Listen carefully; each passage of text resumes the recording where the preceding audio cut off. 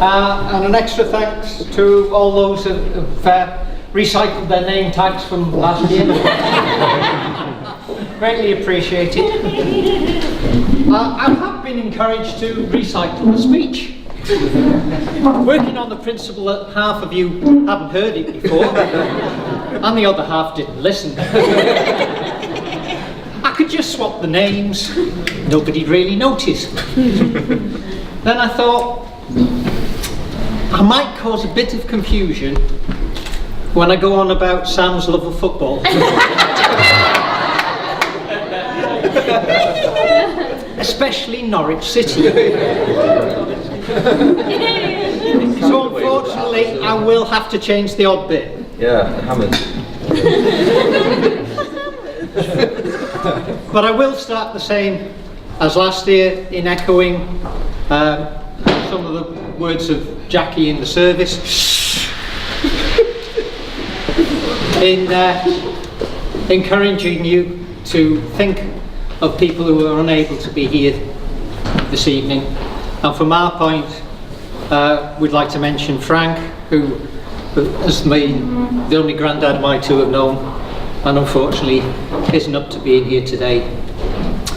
The other thing that I'd like to encourage you to do is, at some time during the evening, just to raise a glass to people who are no longer with us that we know would have enjoyed tonight.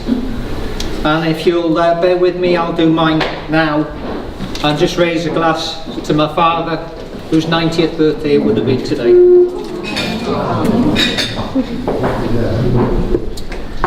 So, Kirsty.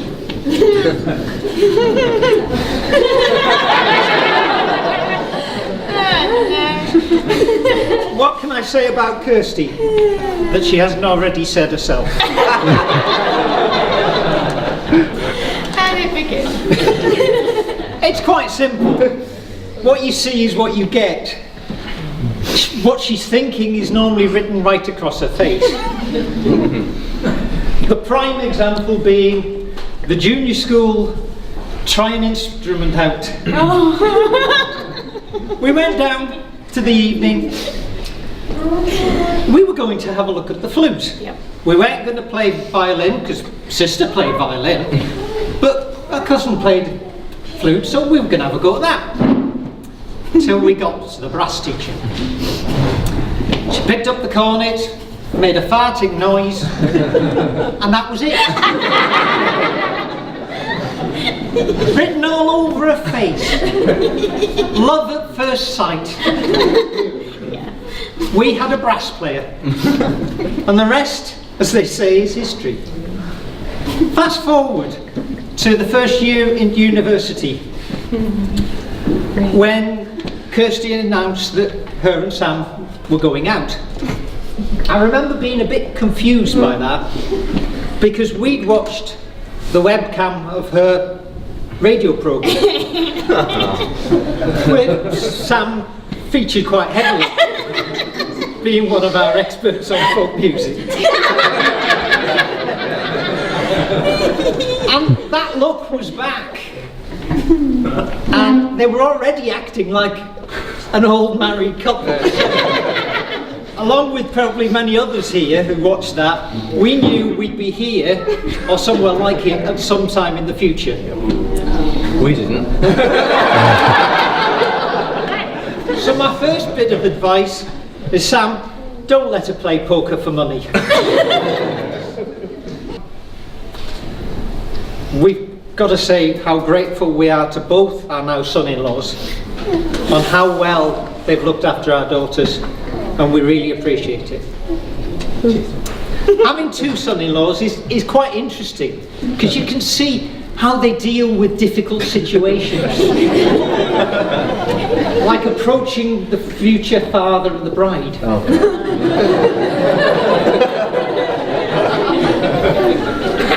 Now Joe, being the honest soul that he is, broached the subject in private with me with a dangerous implement in my hand.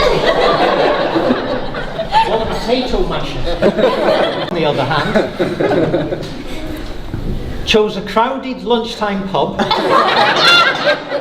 when I was halfway down my first pint, reading the menu. And Kirsty and her mum were turning up within minutes. Now, whether he was just being canny or last minute, I'll let you decide. But it all went very well. Once I'd assured him that she tried and failed to play the bagpipes, we were all good to go.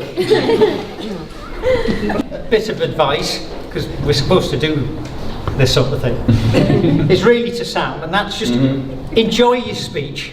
They're all fed, they're all watered, they're all half asleep. But particularly, enjoy the end of your speech.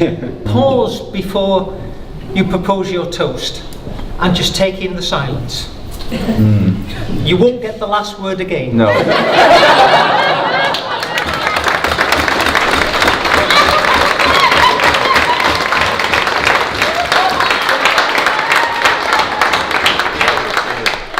Ladies and gentlemen, I'm going to wrap up the same as last time and just remind you that there isn't such a thing as a free lunch. And this is no exception. By being here, you've agreed to help, support, guide, encourage and just be there for this couple through the rest of their married lives. And with that in mind, I would ask you to be upstanding and join me in the toast to the bride and groom. To the bride and groom. Now, my plan for now is just to make sure I can make it through this without bursting into tears. I don't know if you were in the ceremony before, or Ali and Joe's wedding. When at this time in the evening, poor Joe had to get his wife up to do his speech for him. So I hope that if I do start tearing up, which might happen later on in this speech, I hope that Ali, you're ready to come up. So, to everyone here, all our family, our friends, I can't quite believe to say this, I'm about to say this, on behalf of my beautiful wife and I,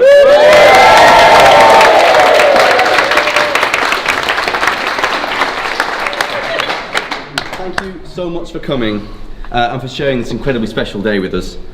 You all mean so much to us both, and it's an absolute honour to have you here. So now I want to make sure your glasses are all topped up, because basically it's my job to make sure you all get really drunk. I'm going to do that through a lot of toasts. So it's like a drinking game. I don't know if you've ever done a Centurion. Right, here we go. First of all, as today is a magical mystery tour through the fields of love, we have a few congratulations to give. So firstly, we'd like to congratulate the newlyweds in the room, other than ourselves. In the last year or so, we've celebrated the marriages of Kirsty's sister Ali to Joe, of my cousin Danielle to Tom, and of Kirsty's cousin Rachel to Ashley. Oh. So everyone, my first toast of the evening, of many.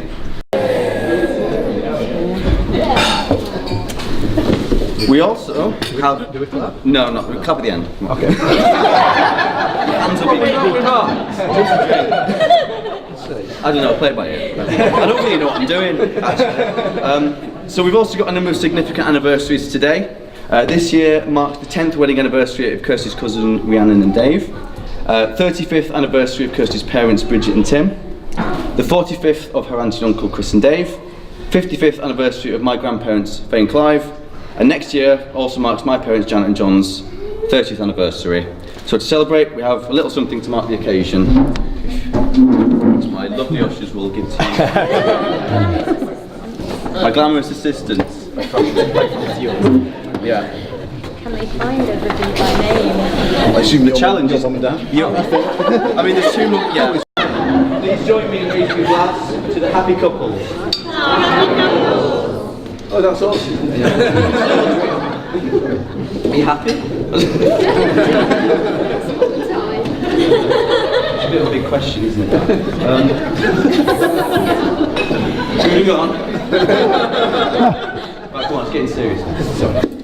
So, I'd like to thank Kirsty's mum and dad, my new in-laws, Bridget and Tim, for always making me feel so welcome in their family right from the start, and for providing me with an endless supply of beer, whiskey and Lindor. My three favourite things in the whole world. Thank Kirsty. I'm eternally grateful for everything you've done, for helping us organise the wedding, for your constant support to both me and Kirsty, through everything we do, even when we bite off a bit more than we can chew, which actually happens a surprising amount. Thanks so much, and I hope you make a good son-in-law.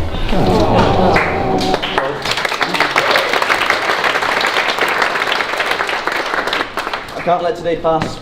So I'm reading off this document. It's entitled CV 2018 because I picked it up at work. So I was being sneaky. Jan and John, yes, they are massive fans of the books. I can't thank them enough for everything they've done throughout my life and for welcoming Kirsty into our family so wonderfully. If I do say so myself, I think me and my brother Adam have moved from childhood into adulthood relatively unscathed. And that's a testament to the spectacular job you've done of raising us, albeit instilling some weird film and music tastes, which I primarily blame my father for, but Mum, you're not innocent either. You taught me so much over the years and have been a constant source of support whenever we need it the most. Thanks so much for all your help in life, for helping us with the wedding, for just generally being awesome. I hope I make you proud in the years to come. I suppose you could say I hope that moving forward I add value, and that's a public sector joke for... yeah, Harry might get it as well. Right, so without further ado, ladies and gentlemen, please raise your glasses to the parents. The parents. Pat and Aki, you all look so beautiful today. Every single one of you has helped me be who I am today, and I consider you all my brothers. I mean, Adam is my real brother. It's not that long to go. All your help with this wedding, and for my amazing stag do, where I look better than everyone here. In my sickening TV test pattern realness, I learned that I'd be a terrible contestant on the Crystal Maze TV show. I ruined my voice singing Seal's Kiss from a Rose. I'm also pretty awful at bowling, but at least I beat my brother and my father-in-law. I don't remember a lot about the bowling. I'd like to offer a particular thanks to my best man, my brother Adam, for planning my stag do, for being my best friend for 23 years. Every single one of you guys has made it fun, insane, and just amazing. So, ladies and gents, there's a fair few of them to take a big gulp. Please raise your glasses to the gentlemen. Okay, we're getting there. At this point, I'd like to offer a very special thanks to some of our friends who have been a part of our wedding. Once again, thanks to the inimitable Pat and Aki for mastering our ceremony so eloquently. And if you'd like to see more of them, please remember to smash that like button, subscribe to Pat and Aki. Special thanks to Pat for graciously allowing us access to your powers of movie magic for capturing our day on video. So, on behalf of me and Kirsty, here are just a few tokens of appreciation for everything you've done today in supporting us through the wedding. So that's you. And you. And me too. The most important person in my life is my wife, Kirsty. It's soppy now. Yeah, I'm sorry. You look absolutely out of this world today. You are the most talented, intelligent and beautiful person I know. You always make people happy, and none more so than me. I think together we make a great team and are basically unstoppable. After 7.5 years together, every day is still as exciting and fun and crazy as day one. Not to mention we have some pretty epic Eurovision parties. Where again I look better. Yeah. And words can't really express how grateful I am for all your support in life, especially through your work as an editor for all my weird creations. But I can promise you that no matter what the future brings, I'll be there through it all to make you cups of tea and bring you strawberry laces. This year you've been a machine with organising various huge life events. Of particular note is the fact we've bought a house. You have now just finished a master's degree. Oh yes! Yes, we are Mr. and Master Bowers. All while thinking about every single minute detail of our wedding. Can I just say, these were a nightmare. Joe and Adam were there for ages. I was watching. It's been a hell of a ride this year, but I wouldn't have it any other way. I absolutely cannot wait to see what's going to come next, which honestly is probably going to be a puppy at some point. I love you so much. So ladies and gentlemen, please be upstanding and raise your glasses to my incredible new wife, Kirsty.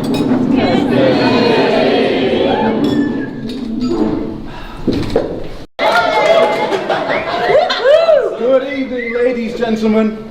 Jeff. you don't know who I am, despite Sam's introduction. Hi, I'm Adam. Catchphrase! I'm honoured to be here today as his best man. Before I start, once again, I'd just like to thank Kirsty's parents and my parents, that's Janet and John, to all of you, for their help in making today amazing as well. So ladies first, as always, so let's begin with Kirsty. I wasn't expecting this. Oh yes. I think we can all agree that she looks absolutely beautiful today. When I first met Kirsty, she described herself to me as your standard music nerd, which I think still applies today, albeit with some history and castles thrown in recently. I have to say though, I've never met anyone as mad as I do here, especially Kirsty, considering she did the buying the house, the masters, and everything, all in the space of a year. I know. You know, I bet on the honeymoon you won't know what to do with yourself.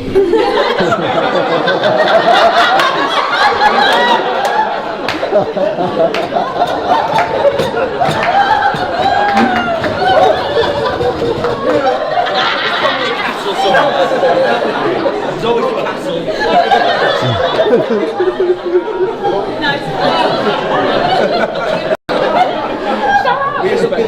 Shall I end it there? Yeah. I can't top that. But even when I first met you, Kirsty, in your first year at the University of York, where you met Sam, I could see for myself how you both felt about each other. That's why I couldn't be happier to welcome Kirsty to the family as my new sister and the new Mrs. Bowers.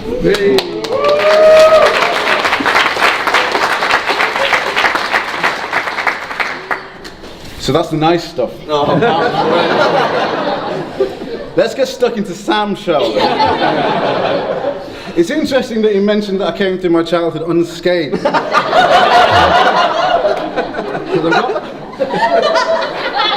got a bone to pick with that.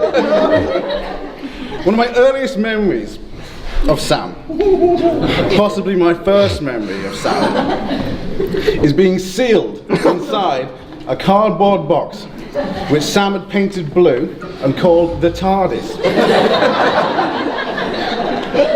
He then proceeded to flip the box over and over with me sealed inside in order to simulate travel through space.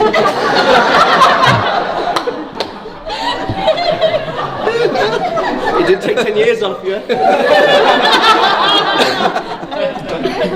What I didn't know at the time was Sam was only just getting started. When I was very young, he persuaded me that Turkish Delight chocolates were made out of real liquefied turkeys, which is why they were pink in the inside. To this day, I can't eat them.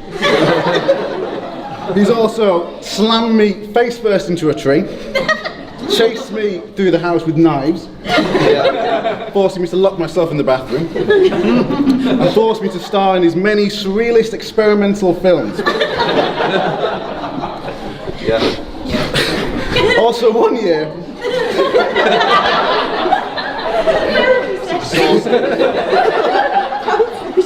It's an intervention.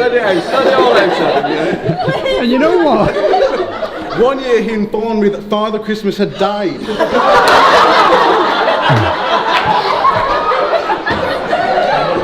I did. And that there would be no presents this year. Or any year. I wasn't the only one who suffered though. My cousin Callum has also suffered at the hands of Sam's form of fun.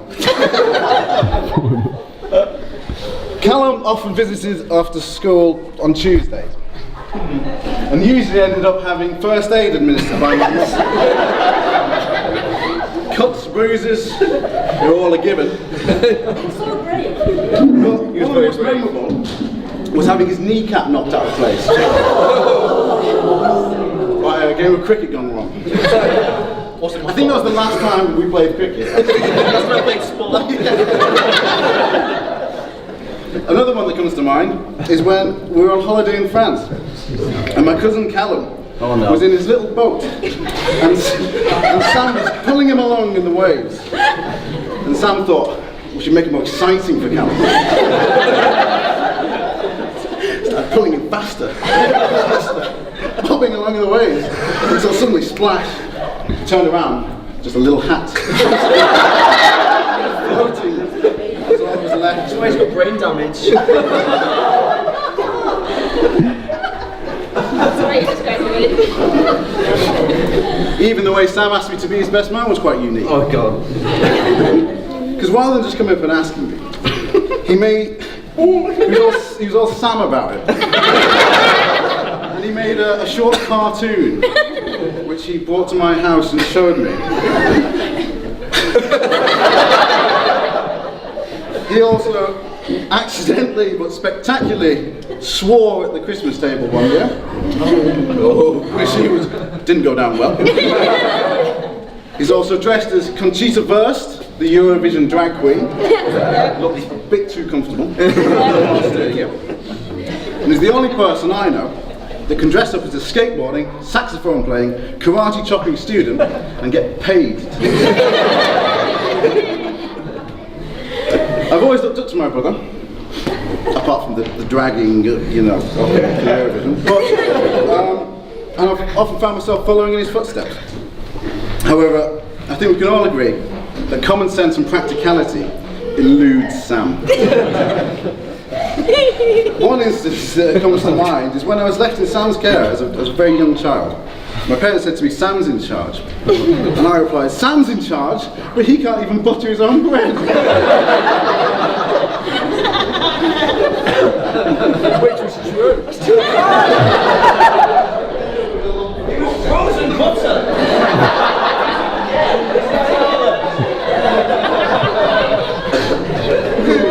It's not. If there's one thing I can say about all of this stuff, it's that my childhood was never boring. And I wouldn't be the same person I would be today without it. For example, I wouldn't have the limp, panic attacks, claustrophobia, and of any of it. So, here's the mission of Mrs. Barrow.